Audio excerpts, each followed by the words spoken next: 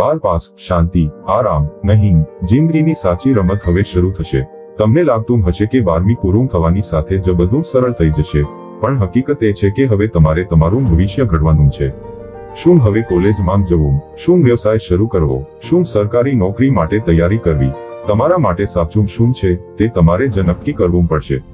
આજુબાજુના લોકો સલાહ આપશે, પણ છેલ્લો નિર્ણય તમારો જ હશે।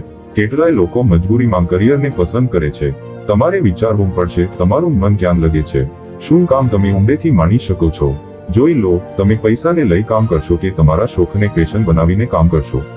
હવે તમારે એ વિચારવું પડશે કે તમારો સમય કઈ રીતે વાપરશો। ટાઈમ પાસ કરતા કરતા જિંદગી પસાર કરી શકાશે નહીં।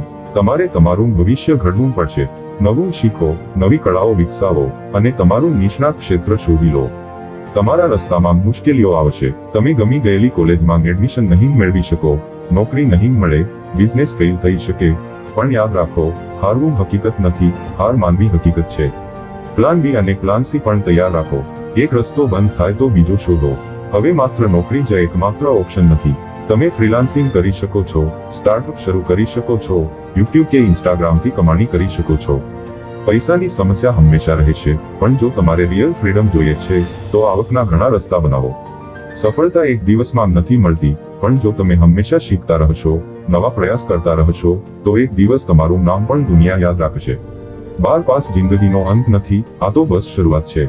તમારા સપનાઓને સાકાર કરો, ખાલી 12 પાસના માર્ગ પર ન અટકો, આગળ વધો, શીખો અને તમારા ભવિષ્યને તમે જ ઊંડી રચો।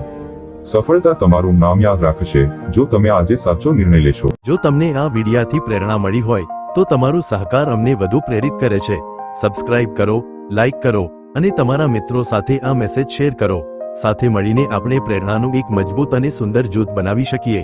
જય દ્વારકાધીશ।